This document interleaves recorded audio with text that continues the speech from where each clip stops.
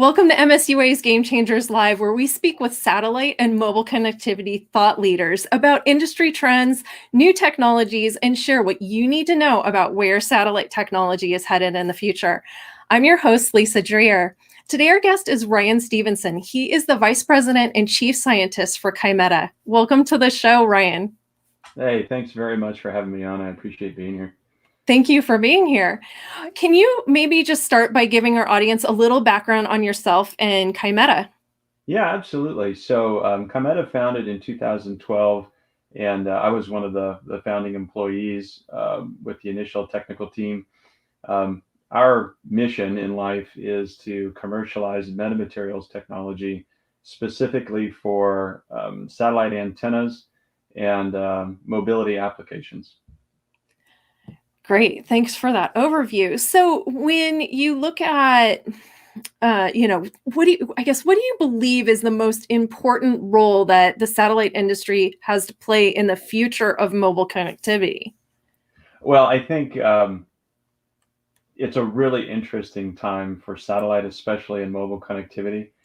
We see 3GPP as one example with 5G standards of looking to incorporate non-terrestrial networks and specifically satellite networks into a mobile infrastructure for communications. And they're looking at that because obviously satellite can provide coverage in areas that terrestrial can't, um, over the oceans or in the oceans, over the oceans in the air, in rural or remote areas. Um, but it goes beyond just covering where terrestrial can't. It goes into offloading congested networks with the right kinds of data. Where one example is streaming video, which from a geostationary satellite perspective, not as latency sensitive, but easily offloadable to augment 5G networks and help scale 5G networks in general. So there's a variety of applications. Yeah, absolutely. So when you think about the changes that are happening in the satellite industry, what do you see coming over the next year or two? Yeah, well, I think we've seen a dramatic change just within the past year or past 2 years. When Kymeta first started, um, the general consumer, the way that they really only touched satellite was television.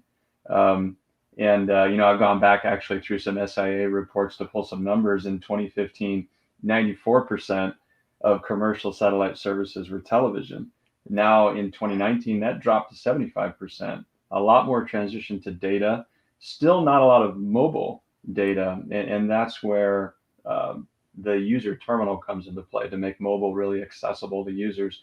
But I think over the next 12 to 24 months, we're going to see the general consumer interface with satellite, especially mobile satellite and satellite technologies, a lot more than they ever have in the past. Um, and again, what Kymeta and others are doing at the user terminal level is impacting that. From a mobility perspective, Kymeta's solution is providing a really revolutionary capability to work across LEO and GEO and terrestrial networks, to bridge the gap and provide seamless connectivity. Yeah. So what are some of the technologies that are actually enabling that to occur where you're able to go across the different networks? What makes that possible? Well, one of the things that Kymeta has done, and we've launched this with our next generation product, is we've implemented both the terrestrial wireless LTE 4G radio system in with the satellite connectivity system. So there's an LTE router embedded in our product, and it's all within the outdoor unit. And so we have active links going between either a terrestrial cellular network or the satellite network. And so, based on a quality of service metric, whether it's throughput, latency, or whatever it may be, um, you can seamlessly switch between the two. So it obviously will work well if you're in a dense urban environment and you can have cellular coverage, you've got it. And then when you leave that environment, it will seamlessly switch over to the satellite link.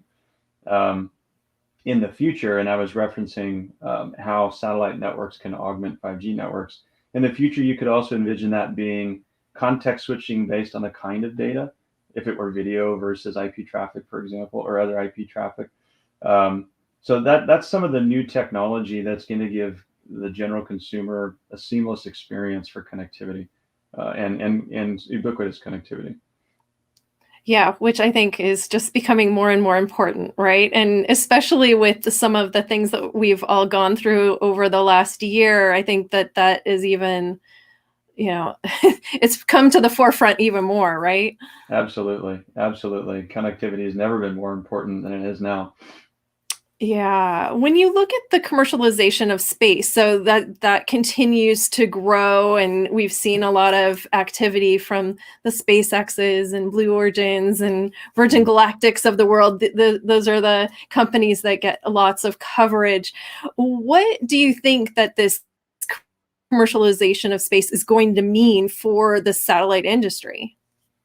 Again, I think definite change, compared to historically the way the industry has operated.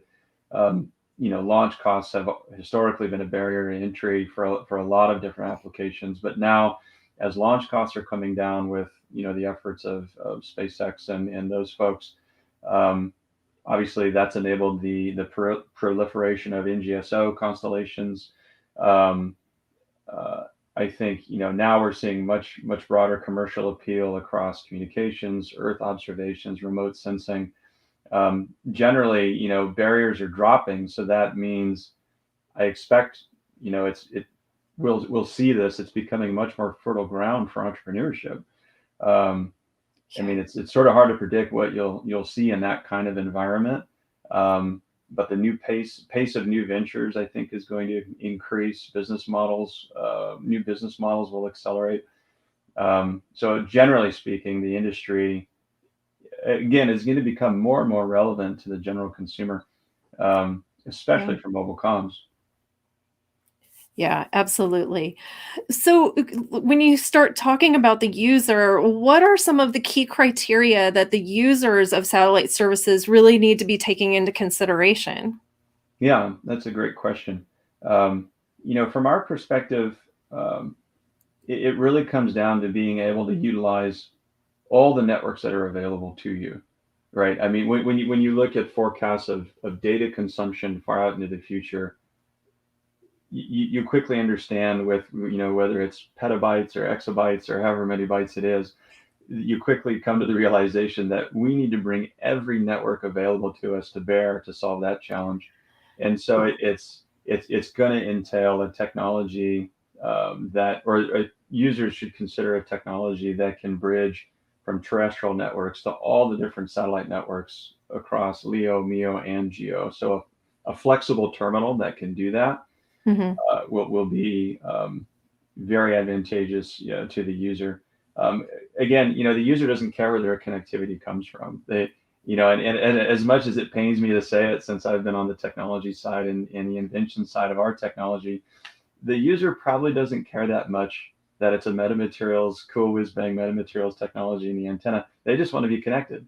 Um, Yeah. you know, and so whether it comes from a LEO network or a GEO network, as long as they're having their need for connectivity and the quality of service met, that's really all that matters. So I think at the end of the day, that's the key criteria. Yeah. But beyond, sorry, one more thing, but beyond that, obviously they want a future-proof solution, um, and a solution that ultimately can be low cost. Yeah. So, what would you say are some of the key use cases you've been seeing that really need to leverage the multiple networks like that? Mhm. Um, there's very, very strong use cases in both first responder for us, first responder and DoD, MOD applications. We've had some great feedback from folks like U.S. Forest Service, who's using our product right now, on being able to get connectivity in fire situations where they're either in a remote area where they've never had connectivity before, and then Mhm. it's unlocked new capability for them to fight the fire.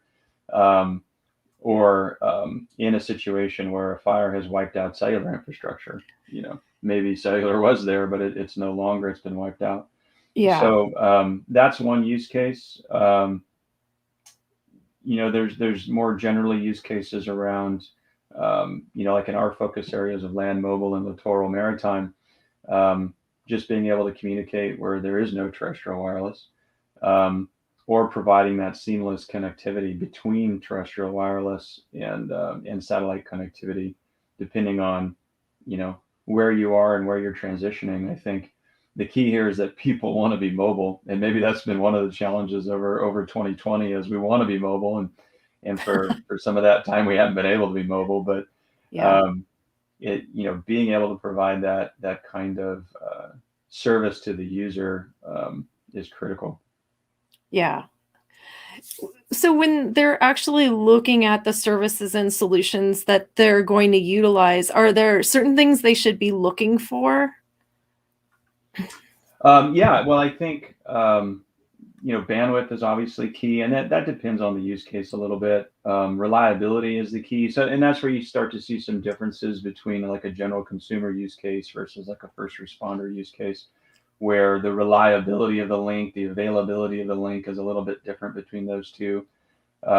Where if it's we have to have assured communications 100% of the time versus I'm only on at some point during the day. I just want high bandwidth. And so they're leveraging different networks to either augment the kind of data that the user's consuming, or provide that redundancy so that you have 100% availability are a couple of key criteria. So that does break down on the type of user it is. Sure, sure. What would you say are some of the key new technologies that users need to know about right now? Well, to leverage some of the things we've been talking about, LEO, MEO, GEO networks, multi-constellation user terminals are up and coming, and that's definitely something that users need to be aware of. Um, you know, this this is going to be happening over some period of time, but there's movement within the industry uh, to virtualize the hub, provide much more software-defined capability so that a user terminal can be much more flexible in operating across different networks. It's like as we roam across cellular networks, we want to be able to do the same thing across satellite networks too. Um, so that's one key thing is multi-constellation user terminals, and that can mean multi-beam terminals, but more so terminals that will flexibly operate across multiple satellite constellations. As I think, like I said before, we're going to have to use every network at our disposal and be able to operate across all those networks in order to fit the need. Yeah. Does 5G have any sort of, you know, different impact than other, you know, cellular, 4G previous versions of? Is there anything different with 5G? Well, I think one of the visions with 5G, and this is where we look at the new 3GPP releases that are coming out. So, release 15 spoke a bit about the different use cases for non-terrestrial networks in a 5G architecture. Release 17 will have more to say about that. Um, the thought process here, and this is another movement within the industry, is um, standards will become adopted that will Mhm. dictate how satellite networks integrate, and I think more than just coexist, because I think eventually in the future it's going to be one integrated network, right, of both Yeah. terrestrial and satellite services. Standards are being developed now um, that will make that happen, and so there's a very active discussion going on with terrestrial 5G working groups and satellite working groups to define those standards and talk about how that happens. But the 5G vision definitely incorporates satellite networks as part of that. Got it. So when as users are making plans for the networks that they'll be using, what do they need to keep in mind in terms of the new satellite technologies and what's coming onto the market now? Okay. Well, I think probably what's most important to keep in mind is what new constellations are going up, and then what user terminal technology is going to enable them to leverage those constellations. Hmm. Um, so we look at in the KU band, OneWeb, for example. Obviously, Starlink's out there. In the new LEO space, there's also next generation high throughput satellites in GEO coming online. Similarly, in KA, we've seen recent announcements around Telesat and Lightspeed recently, and then there's next generation high throughput satellites in GEO and O3b mPOWER. Users keeping in mind what networks are becoming available, and then understanding what user technologies, user terminal technologies they can leverage to tap into those networks. Um, Yeah. So when are we all going to have high throughput satellite communications to our cars? well, in Kymeta's view, that's probably happening in the maybe around the 2024 2025 kind of time frame. We think about scaling our solutions into that kind of platform. If you want to put it on your roof rack, you can have it now in KU band. But it's coming. It's definitely coming. It's a little bit further out. And I think Leos are definitely going to help that transition. For reduced latency, being able to shrink the antenna size due to more advantageous link budgets, to integrate into the roof of a car. Those are all things that are going to help tremendously. Yeah, it's been kind of a long time coming, right? I think that we all at one time thought that Leos would be up in, I don't know, 2016, maybe. So I think it's good to see them starting to go up, right? Oh, absolutely, absolutely. And it's an incredible endeavor. I'll quote Elon Musk, who's been in the news, saying, "Yes, we're trying not to be bankrupt because every other one has gone bankrupt." Yeah. Um, it's a tall challenge, and definitely a huge undertaking. So, but Kymeta is well poised to take advantage of it. Our U8 terminal is LEO ready, so as those systems come online, we'll be ready. With some modification to the current U8 design, we can flexibly operate there. And so, like I said, our technology is well poised to take advantage when it's ready to go. That's great. That's great. Well, Ryan, I really want to thank you so much for being here with us today to share your insights on satellite mobile connectivity. And I really look forward to catching up with you again soon. Well, great. Yeah, thank you very much, Lisa, for having me on. Really appreciate it. Yeah, we want to also thank the Mobile Satellite Users Association for hosting these sessions. To learn how to participate in a Game Changers live session, become a member of the MSUA, or receive our weekly Satellite Mobile News newsletter with the latest in satellite mobile insights, visit msua.org. We'll see you next time on MSUA's Game Changers Live. Thanks for joining.